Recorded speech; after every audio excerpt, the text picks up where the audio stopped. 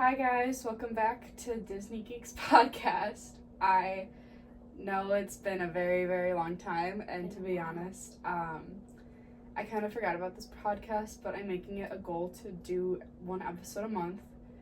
But now I'm going to college, so I wanted to make sure I got it in before I moved out. This is my sister Megan. Hello. Today we're going to be talking about Inside Out 2. Hi, I'm Megan. Today we're talking about Inside Out 2. Emily's laughing at me. I don't know if Mike picked that up. So, to just jump off the bat, I was gonna say usually, in the other two episodes that I did 4 years ago, I did a Google description, my description, some details, and topics. So I just have my little notes here that I'm gonna be reading off of. So the Google description is: joy, sadness, anger, fear, and disgust have been running a successful operation by all accounts. However, when anxiety shows up, they aren't sure how to feel. I feel like that does not at all cover it. So my description is: when Riley gets an opportunity to attend a high school level hockey camp, she is filled with new emotions and changes. The story shows the importance of friendship, staying true to your morals, and just how big of a role anxiety can have on the mind. Throughout the movie, Riley is filled with so many different feelings, and this movie really does a good job of addressing the fear of growing up and change. I did not write a description, but I agree that the Google description really didn't cover much. But yeah, Riley is going through puberty and has the emotional and physical changes that come with that come with changing from, changing into middle school or from middle school to high school, rather. She's dealing with the changes that come with that and any new feelings that she has that teenagers are known for. So the movie starts when, in a hockey arena, Riley is playing with her teammates, and the coach from the high school comes at the end of the game and it's like, hey, you guys did a really good job. I would love for you to come on my team. So they go to this hockey camp to see if they're going to be eligible for the high school team, and in the car on the way, Riley finds out that her two best friends, Grace and Bree, are not attending the same high school she is, and that's their last time they're going to play on the same team. So other than having different body changes and emotional changes, Riley is also at this point having to deal with losing her two best friends, which is just a lot for anybody to, much less a 12-year-old. One interesting thing about that is that that's something she saw in the first movie too. When she moved out and she had, I need to look into this, but I feel her name is Meg, right? Who Riley's best friend from Minnesota was before she moved. So she's had to deal with this change, and it's not really talked about in the movie, but they imply at the end of the first movie that her and Meg are still friends, so she knows that she'll still be friends with Bree and Grace, not Brooke, Bree and Grace, because she's done it before, she knows she can make it work, but it's still a very different environment. So a couple minutes into the movie, we meet our new emotions. So if you saw, I've seen it, I saw it, we both saw it in theaters together, and then I've seen it in theaters, 2 separate times. But even if you haven't seen it, you know from the trailers, if you saw the trailers, that there are new emotions. So, 2 minutes into the movie. From the TikTok trends. Or from TikTok, yeah. A couple minutes into the movie, you learn the 5 emotions, which are nostalgia, envy, ennui, embarrassment, and anxiety. I thought it was really interesting how they portrayed envy, because it just wasn't how I was expecting it. I was expecting, kind of more how she was shown in the beginning, and then at the end, I feel like her character had changed a lot. And ennui I thought was interesting, because that, I don't know, you don't hear the word ennui very often. I think it's interesting that ennui is Riley's boredom. And, like, you know, that's the stereotype for teenagers, is that they're always bored and they don't care. But sitting on her phone. And sitting on their phones, but ennui was still, while they were there, they were a smaller part of Riley than a lot of people assume about, like, high schoolers or people that age in general. So, Megan, did you have a favorite scene in the movie? Because my favorite, this is actually a spoiler alert, so if you haven't seen the movie, just skip, like, the next, like, couple minutes. Well, yeah. My favorite scene was actually when, at the end of the movie, we see, like, Riley having, like, a panic attack or an anxiety attack. I'm not really sure. Did she have a panic attack or an anxiety attack? An anxiety attack builds up over time, so it was more likely a panic attack, although they are similar.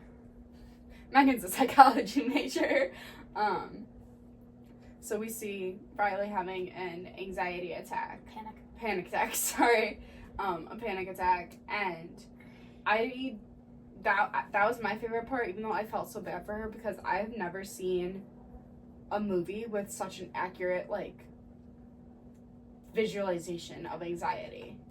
And I feel like the movie did a really, really good job portraying those details and portraying anxiety specifically, and just how it feels like your mind is going, like, a million miles an hour, and just, like, you can't let go. I just love that part, and I've never seen something with such a good representation as that was. No, that was definitely a good one. I appreciated, I'm not someone who has much experience with anxiety. So I don't think I could appreciate it on the same level, but I did appreciate that. I also liked in that scene the way the emotions interacted with each other. Something that really stuck out to me, although this wasn't my favorite scene, to answer your question. But finish your thought first, and then you can.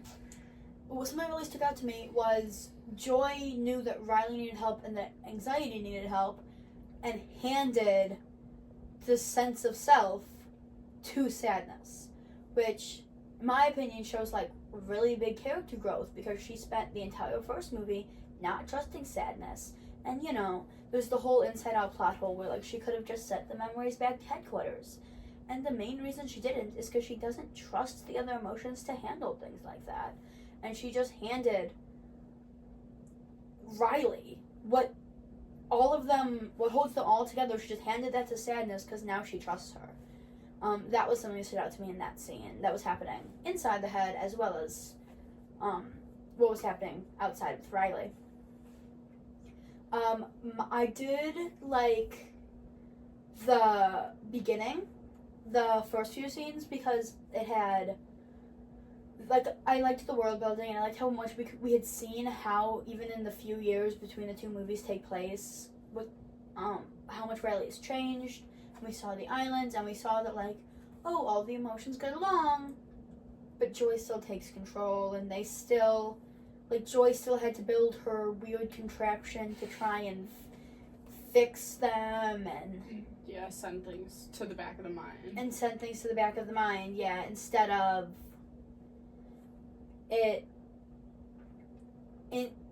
instead of letting it happen naturally, because she's still, while she has changed and has grown, she's still likes being in control, and she still likes that, and I like that we could see right off the bat all the character development.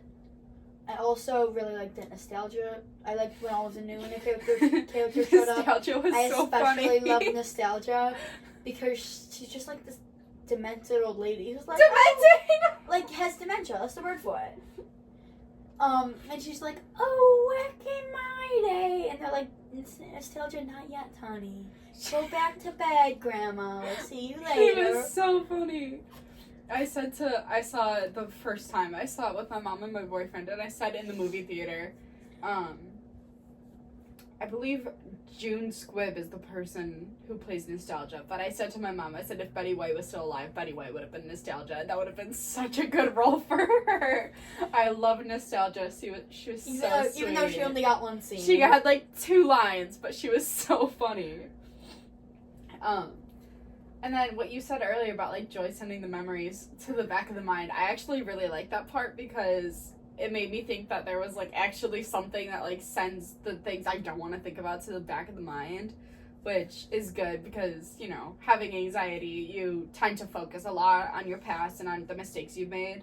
So it would just be cool if there was stuff that like you could force yourself not to think about. But the movie talks about this, and the psychology major in me is gonna come out a second again. But while that's cool, yeah, the movie talks about how that's not healthy and that's not really a realistic, productive way to live your life. You can't just not think about all the hurt things. Right. Or never have the bad memories. So something else that I really loved about this movie were some of the details. So obviously we know about our 5 new emotions, but on top of that, there's actually a different voice actor for Disgust. So in the first Inside Out movie, the voice actor is Mindy Kaling. She plays Kelly in The Office. She's very like exaggerated. And I'm actually not sure who voices Disgust in the second movie, but I did know that I looked it up in the movie theater because I thought that it sounded different. So I looked it up in the movie theater and it was a different actress. So I just thought that was something interesting. And I also thought that Maya Hawke, who they had voice anxiety, did such a good job with that role. She, I think, is mostly known for Stranger Things, but I know she also releases music.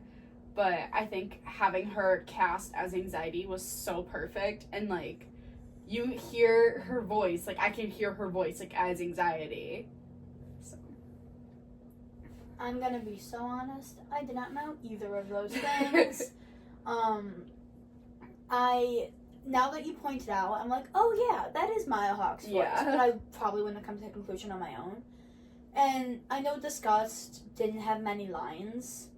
Like, she is important, but she's not, like, a focal character in the way that, like, joy or anxiety or sadness is. So I didn't notice that change.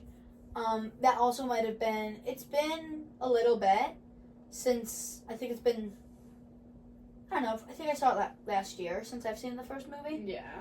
So I didn't have as fresh of a memory of what Disgust's voice sounded like before. So I didn't notice that change. So that's interesting. And I don't know, like, if something happened with Mindy Kaling, I just probably assume she got other job offers, but yeah, all the other emotions, I believe, are still the same. So joy is still Amy Poehler, sadness is still Phyllis Smith, who is also in The Office, and I believe fear and anger had the same voice actors as well as Riley and her parents. Even though, again, the parents only have a couple lines, but it's still, I liked that it was the same for most of it. And then another detail I noticed was during the scene where the construction workers are coming in and they're like changing the console for puberty, when all the emotions are sleeping. I love that scene. It was so funny. Like, I thought seeing how they like were when they were sleeping totally was like, of course Disgust would wear like a bonnet to bed. Like, it just, I feel like it totally matched their personalities. But Joy actually had on her nightstand, she had a bing bong like lamp, which I thought was a really cute reference to the first movie. And then there was a sign that said, "Pardon our dust, puberty is messy," which I also thought was hilarious. I loved that because, again, I love the world building. I love how we can see so much of like the emotions' lives and the way they interact with each other. And like I loved how each of their own little spaces were decorated. Yeah. Like you pointed out the bing bong lamp. I noticed that too. Anger slept with a brick. Anger had a brick. I believe Anger had a stress ball as well. Maybe that was fair. I don't know. And you know, next to Sadness's bed, she has a box of tissues. Yeah. It was like, such it's not just scene. They could have just made yellow bed, blue bed, purple bed, green bed, red bed, and left it at that. But I like that Pixar went into it and made figures on their nightstands and bricks as pillows for anger. Exactly. Instead of just, like, it would have been clear what they were doing if they just did colors, because the color schemes are very clear. But I do like that they took that time to do the world building and, like, it feels like it makes the characters a little bit more real, and I appreciate that.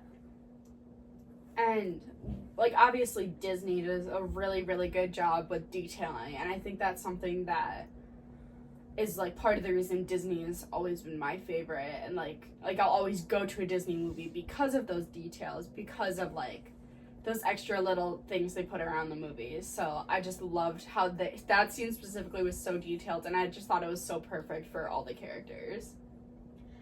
Pixar specifically does that. Pixar has always been really good about that. And that's why, you know, there's, like, things like the Pixar theory, and, like, a lot of the movies are connected. Easter eggs, yeah. And there's Easter eggs, and, like, the fact that there's those cool things is, like, the fact that there's those cool things and that they didn't need to put them in, I like that. Yeah, I just think the details they just add enough to, like, it's stuff that not a lot of people would notice, but once you notice it, it's, like, brilliant that it's there. Another detail I noticed during the movie were the different drinks, anxiety drinks. So when she's, like, in her zone and she's feeling it and she's like, okay, we gotta get a plan, she takes, like, 4 or 5 energy drinks and she, like, downs them all. And then at the end of the movie, when Joy is, like, trying to get her to relax a little bit, she's drinking anxiety, which, again with those details, I just thought that was so funny that they, like, did a play on words with anxiety and made it tea. So I think I saw someone on TikTok be like, the drinks show the different states she was in, and, like, that's probably true, but again, it's just a really good, like, detail that not a lot of people would notice. Because when you're having intense anxiety, your body reacts similarly to if you had a lot of caffeine sometimes. Yeah. Like, you know, your heart's racing and you can't think straight and blah, blah, blah. And so, like, a lot of the symptoms are similar, and even if it's for a different reason. So it makes sense that anxiety is having energy drinks during the panic attack scene because, or I guess before the panic attack scene, because one, she feels like she needs to be in control in this moment, and the best way to do that is by the best way for her to be in control is by being high energy and being the leader and downing 4 Red Bulls. Mm-hmm. And then anxiety starts to have a lot of these symptoms where, like, she can't stop. She's going and going and she can't stop, and she can't, and her thoughts are all over the place, and she's breathing heavy, and that could be, and that's, you know, probably part of that's a result of having 4 Red Bulls. And part of that is, and, like, that's what Riley was feeling in that moment. And, yeah, the tea was also interesting. Not as interesting, but the tea was also interesting because they could, like, you know... Tea is a drink that calms you down. Generally, down. for calming, yeah, there's sleepy time tea, there's tea for anxiety, there's tea for just about any situation. So, of course they found her anxiety to drink.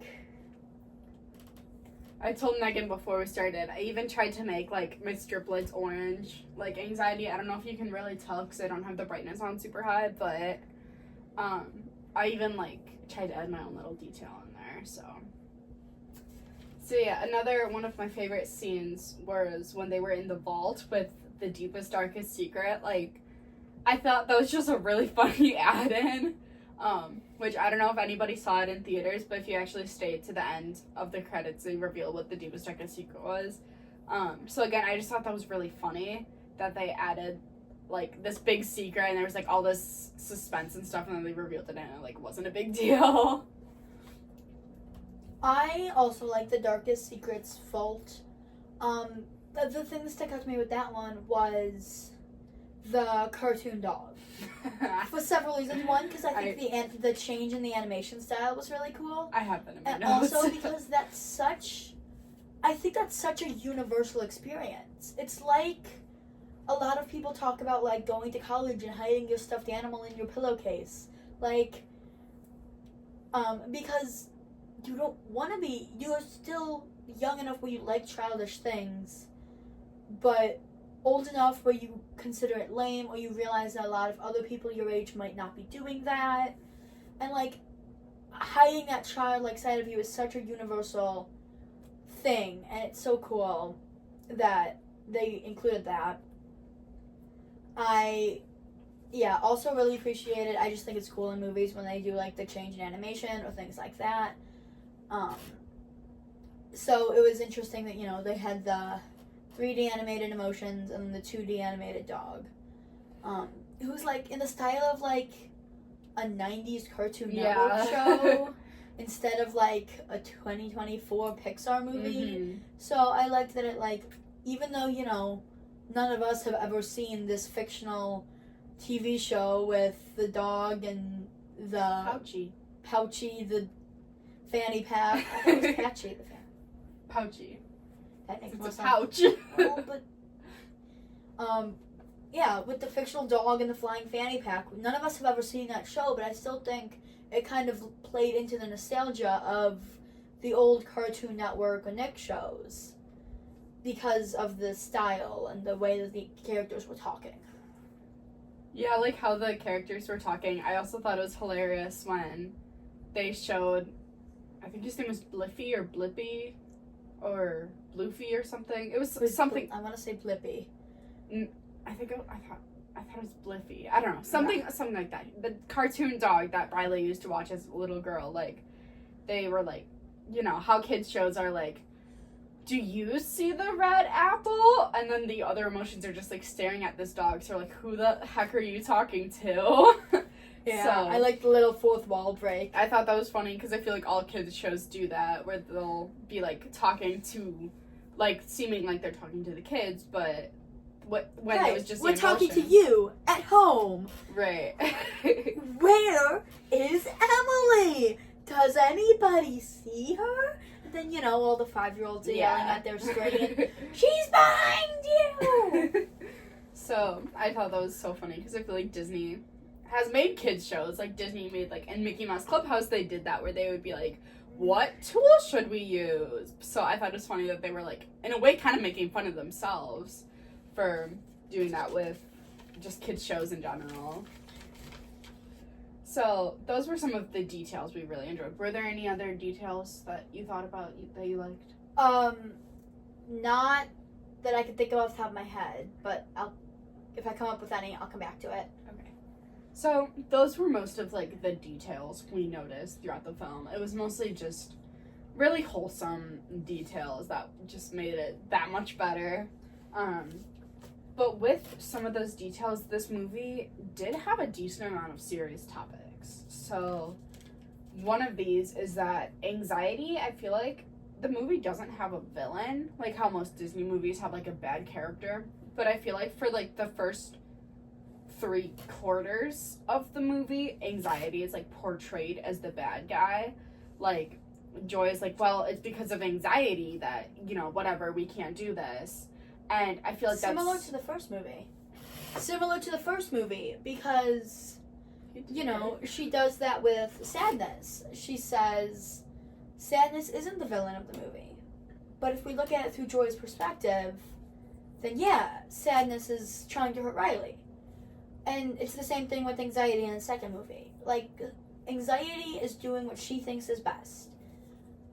But if we look at it through Joy's perspective, she's hurting Riley. So while there isn't a bad character, and I do think that Disney is trying to get away from like the big, not trying to get away, but in a lot of the recent movies there hasn't been like one big bad guy. Yeah. Like another example of this is Encanto, where like for most of the movie you're thinking Abuela is the bad guy, but if you think about the way Abuela sees it, or if you think about that, like Abuela is trying to protect her family and hold on to like the memory of her dead husband, and like there's no evil character like in like the Disney Renaissance era, where there was, you know, Gaston is bad, full stop, and like all of the villains, 90s characters. There's just one. There's an evil queen. There's Dr. Facilier. Yeah, there's one that's just bad the whole movie. Bad the whole movie.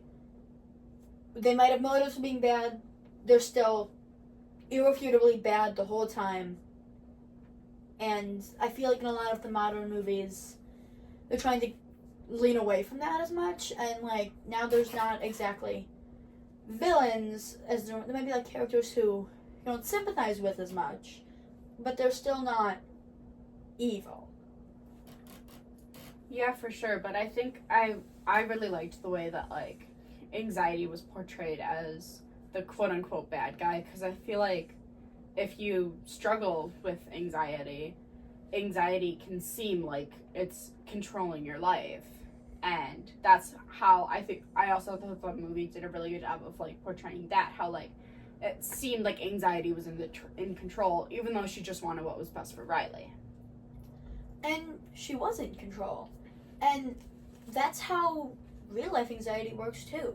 You feel anxious about things because something in your head, something in your brain is telling you that thing is dangerous.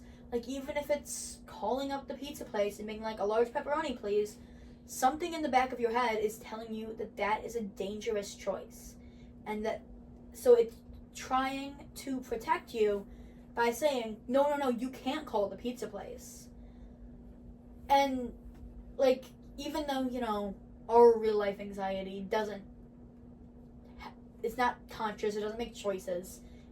If we think about it like that, if we think about it in the concept of Inside Out, you know, anxiety does want what's best for us, even in the real world. It thinks that, you know, not making the team is dangerous. It thinks ordering a pizza is the end of the world, just because that's just how it works. So it's the same way in the movie. It's not bad.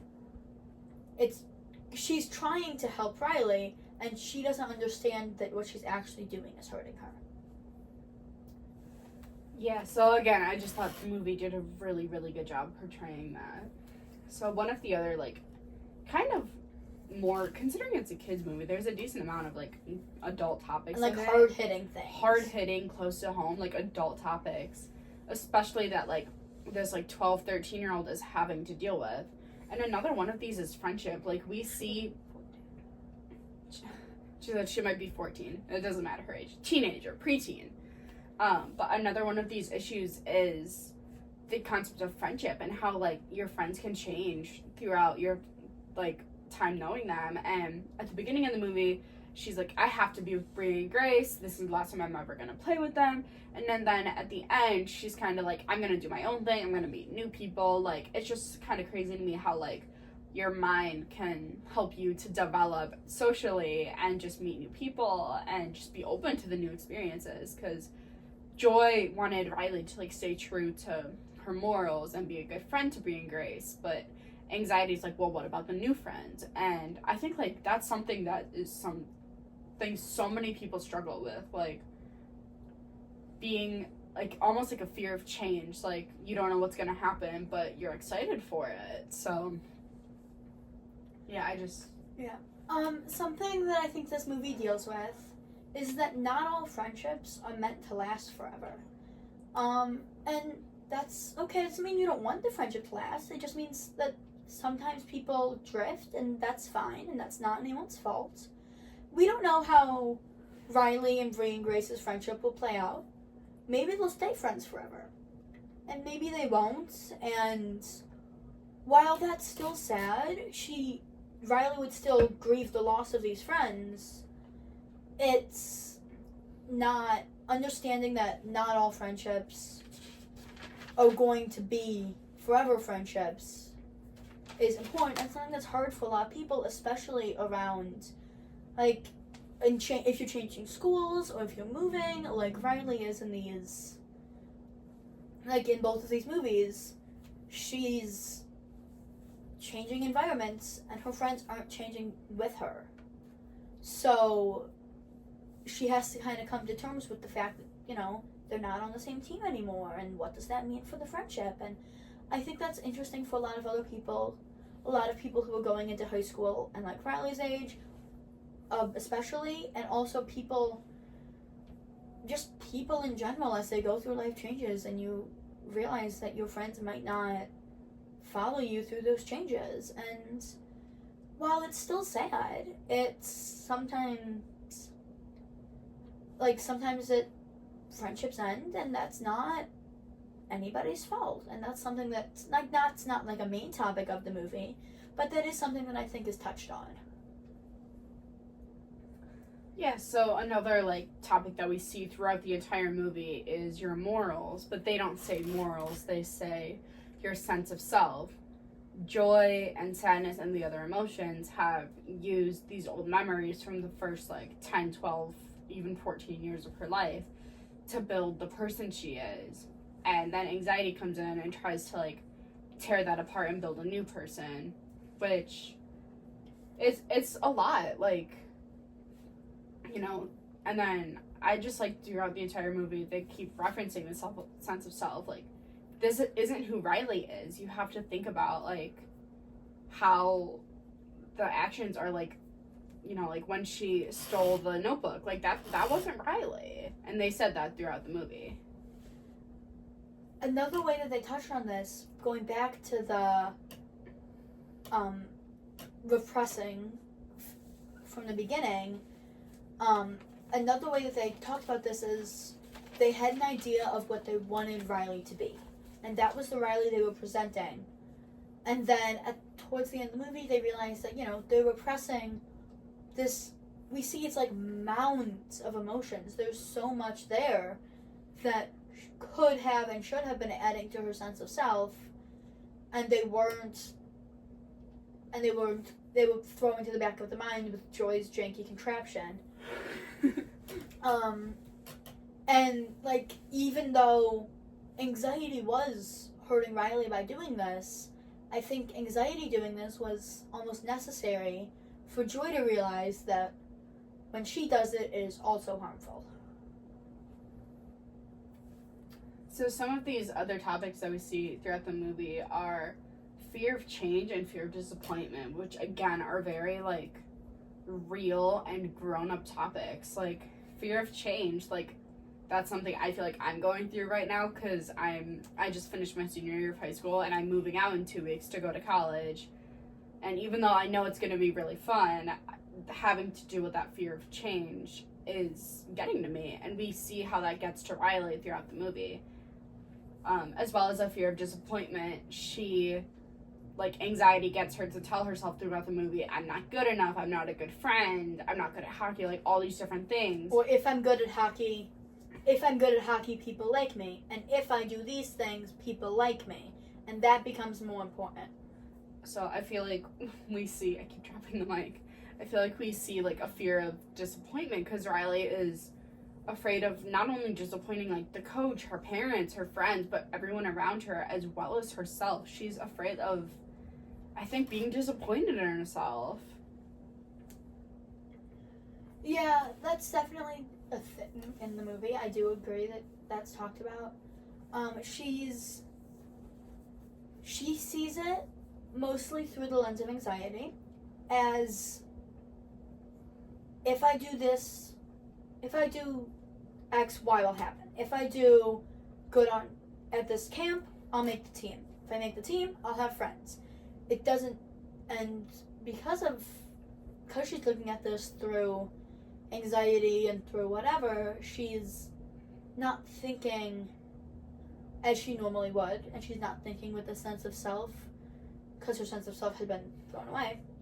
And she's not being very empathetic towards her friends, and like they wanted to be on the same team as her, and she seems to not care because she's more overwhelmed by the fear that she's not good enough for that, whatever.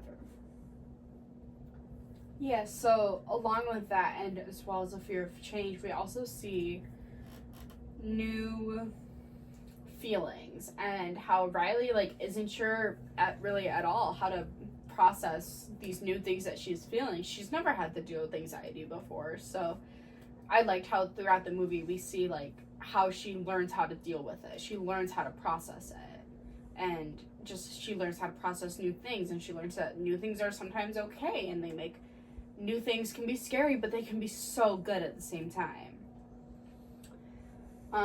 Going back to details before, I also love, this is only mentioned once, but it's partially details and partially grown-up topics, but it's bottling up your emotions when they are clearing out and they put them in the jar and then poke holes in the jar and fears we're repressed emotions. I think that I like that they added that, even though it's just one line, just that one scene, because I feel like so many people bottle up their emotions and they don't talk about things when they're hard, and we shouldn't do that. We should be willing to talk about things. Even if we're having a good day and want to talk about it, it's really important to express yourself and to not bottle up those things.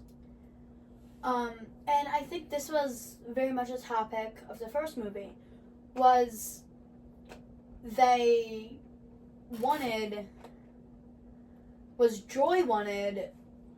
Riley to only feel joy.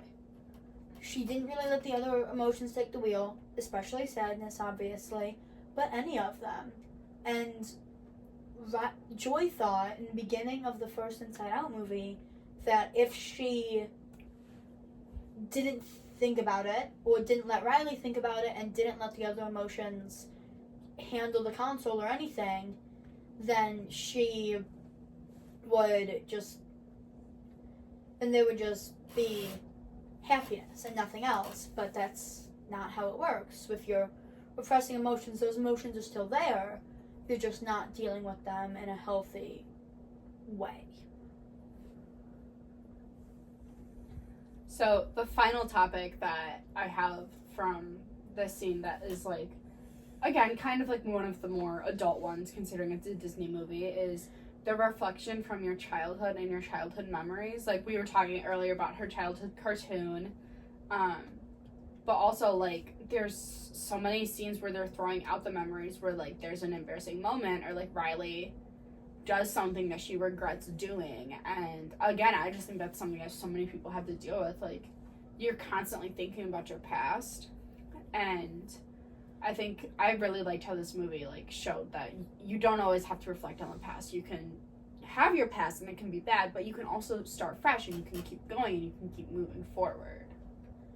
Right, we've all stayed up till 3 a.m. thinking about, oh my god, I called my teacher mom in 4th grade, or any other embarrassing memories. We've all experienced that, and I think that's good because that's a way to describe it. A way to describe a universal experience. That's something we've all gone through. I had something else to say. That's okay. I'll just pass this back. Okay. If you think of it, let me know, and I'll give it back to you. But, that was actually everything I had in my notes for today. So is there anything else that you want to add? It's annoying me that I had had something I wanted to say a second ago and I don't remember it. But the ADHD's taking the console, I guess. Yeah, I'm alright. I enjoyed it. It was a good movie. Good, probably 10 out of 10 movie. I enjoyed it. I don't think there's been a Pixar movie I haven't enjoyed. Even people hate on The Good Dinosaur. I do think it's a good movie. I think it's not the best Pixar movie. as far as Pixar goes, it's not the best. But as far as other movies, in the grand scheme of things, I still think it's good. So Right. I don't think there's been a bad Pixar movie, in my opinion. But I think this was a good movie. Probably 10 out of 10. Made me cry.